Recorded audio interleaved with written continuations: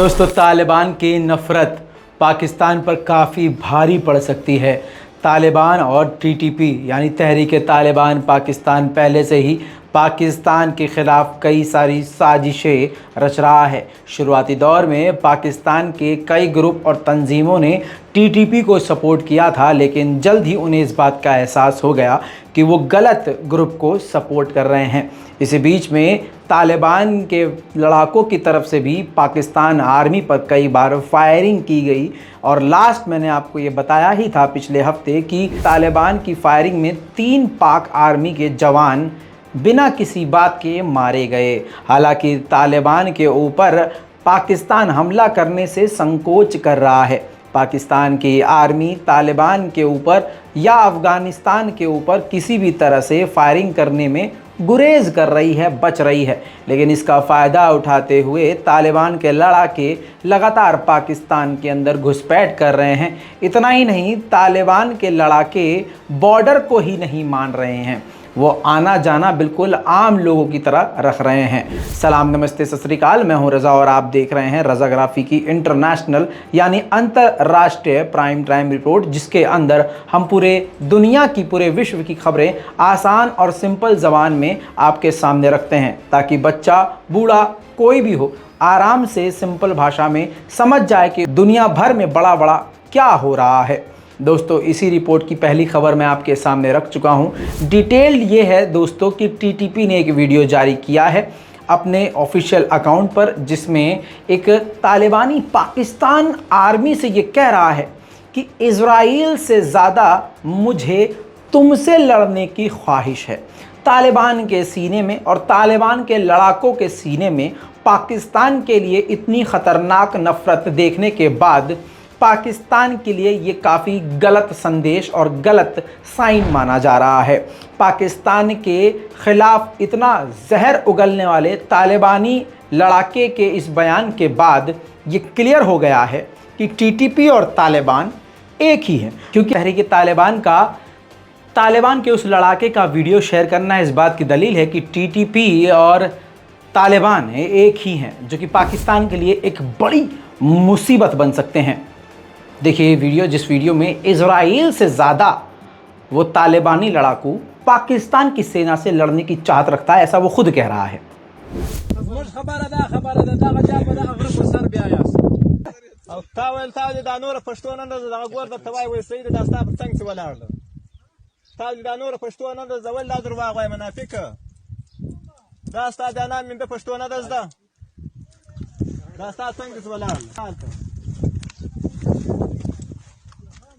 ګوره شیرخان مسایل شیرخان تانه سره اړولې او مردل ته دی غزو ساتنې ته نه راغلي سمه ده دلته مرد وطن ساتنې ته راغلي زما د پالا قسم په مرګ مو په جنگ مو دونه خوشاله یو لکه یهودانو سره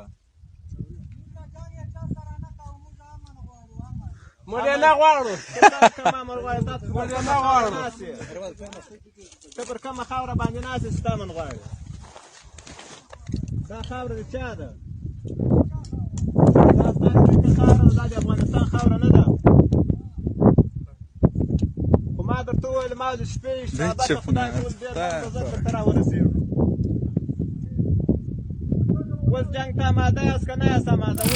वहीं आपको बता दूं कि एक बार फिर से पाकिस्तान में शिया समुदाय पर हमले होना शुरू हो गए। हालांकि इमरान खान की सरकार ने इस पर पूरा कंट्रोल कर लिया था। इमरान खान एक वाहिद ऐसे प्रधानमंत्री थे जो पिछड़े समाज को आगे लेके आ रहे थे, और इतना ही नहीं, वो हर समुदाय को लेकर आगे बढ़ने का काम कर रहे थे।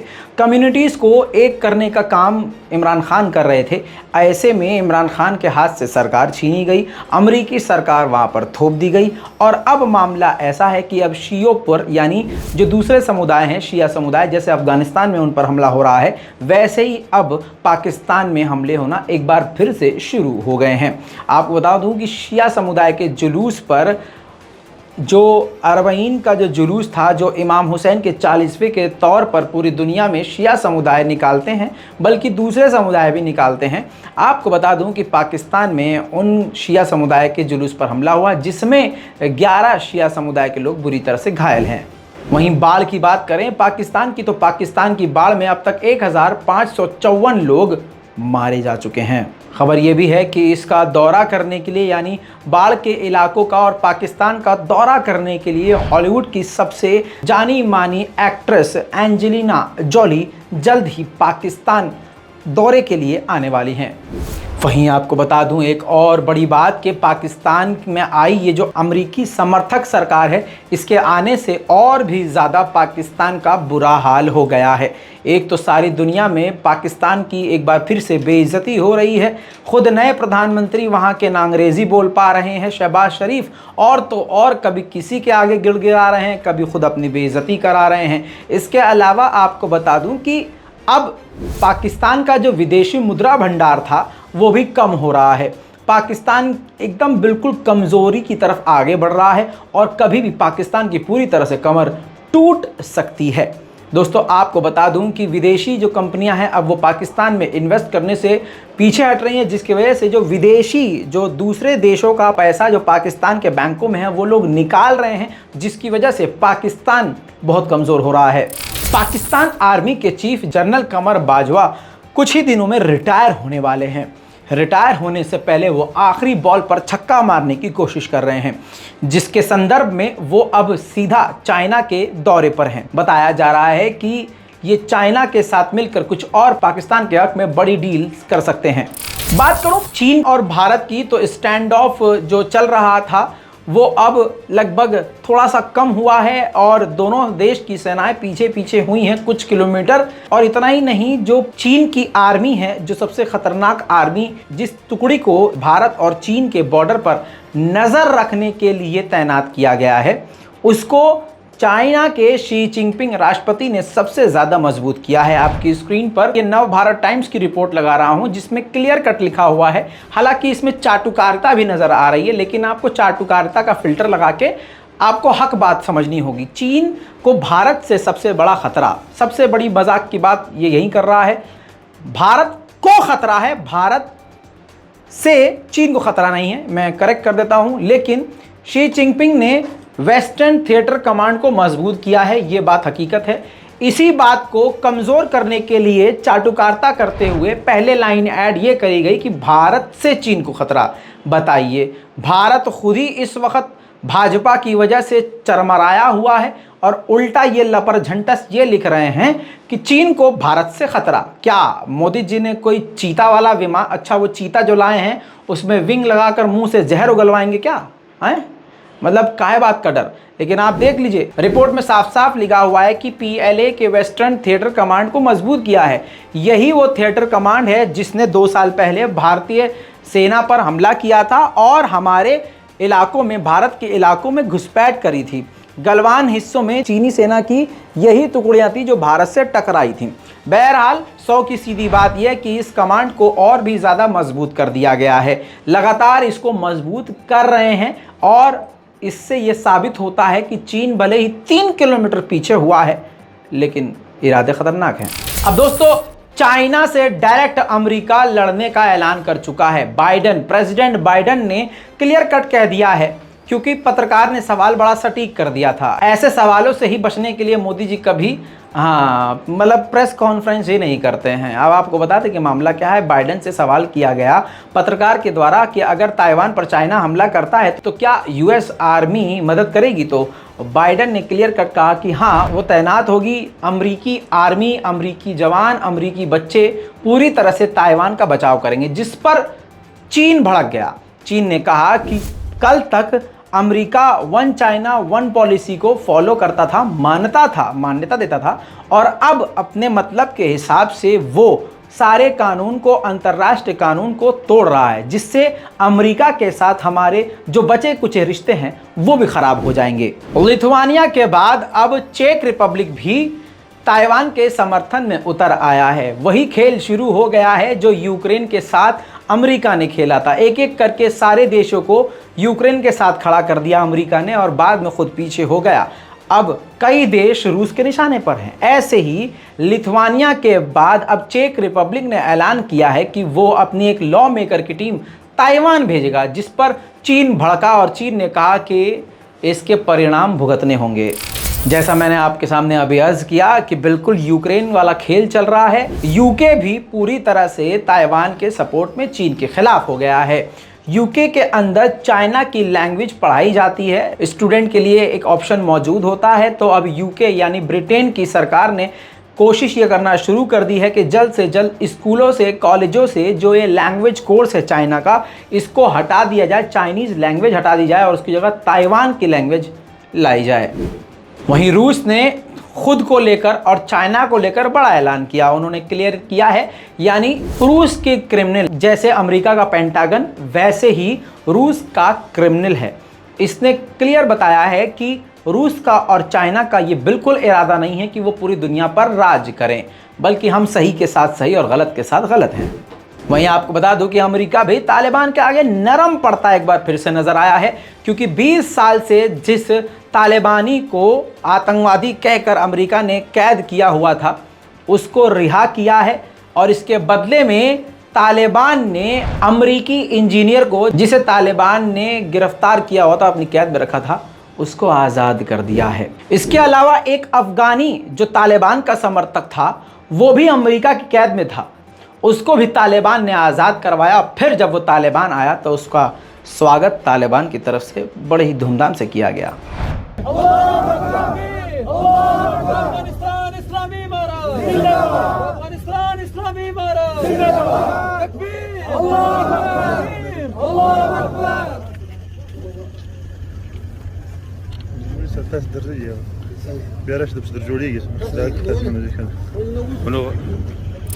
अमेरिका में कोलोराडो के अंदर दो जहाज, जो दो छोटे जहाज थे, वो आपस में टकरा गए, जिसमें 3 लोग मारे गए।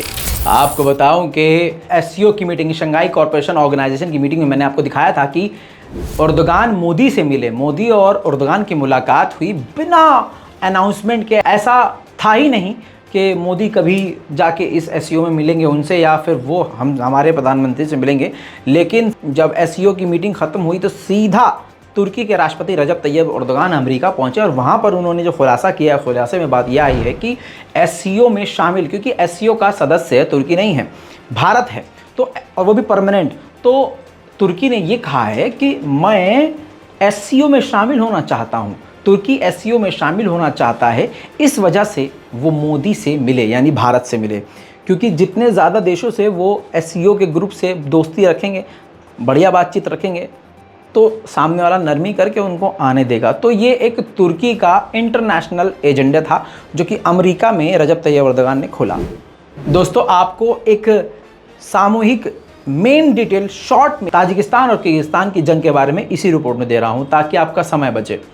अब जो बड़ी रिपोर्ट आई है, टोटल दोनों तरफ के मिला जुला कर 100 लोग इस जंग में और इस झड़प में मारे गए हैं और लगभग 200 से ज़्यादा लोग घायल हैं। फिलहाल सीज फायर हो गया है, दोनों तरफ शांति है, दोनों तरफ से कोई हमला नहीं हो रहा है। लेकिन आपको बता दूं कि सेनाएं दोनों तरफ एक्टिव हैं और तैनात हैं। जापान में दोस्तों इधर ऐसा खतरनाक तूफान और बाढ़ आया हुआ है कि 20 लाख लोगों को जापान ने पूरे उनके इलाके से अलग कर दिया है। लाखों लोग ऑब्वियसली बेघर हो गए हैं। बुरा हाल जापान का है, तस्वीरें आपके सामने रख रहा हूँ।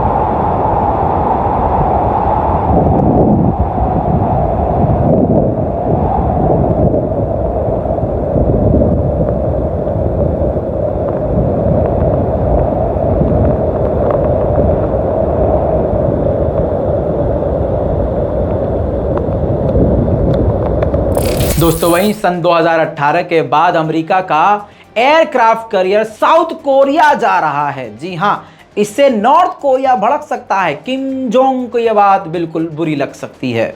वहीं आपको बता दूं कि म्यांमार के बारे में बड़ी खबर आई है दोस्तों। आपका वक्त बचाने के लिए इसी में रिपोर्ट दे रहा हूं कि म्यांमार की आर्मी ने हेलीकॉप्टर से एक स्कूल पर अटैक कर दिया, जिसमें 6 बच्चे मारे गए और 20 लोग घायल हैं। मैं अलग अलग तस्वीरें करके नहीं दिखा सकता हूं, लाशों के टुकड़े भी हैं, हटा दो इसे। दोस्तों, बहुत म्यांमार के हालात अभी भी खराब हैं। ये वही म्यांमार, वही बर्मा है जिस बर्मा में म्यांमार में मुसलमानों का कत्लेआम किया गया। ये पूरी दुनिया के लिए सबक है, और जहां जहां मुसलमानों पर जुल्म हो रहा है वो समझ लें कि मुसलमानों पर जब आप जुल्म करोगे तो वक्त का पहिया घूमेगा और तुम्हारा हाल ऐसा होगा। दोस्तों, इंटरनेशनल प्राइम टाइम में अभी तक के लिए इतना ही। रिपोर्ट कैसी लगी नीचे कमेंट जरूर कीजिएगा, चैनल को सब्सक्राइब जरूर कीजिए। मैं हूं रज़ा और आप देख रहे हैं रज़ाग्राफी। जय हिंद।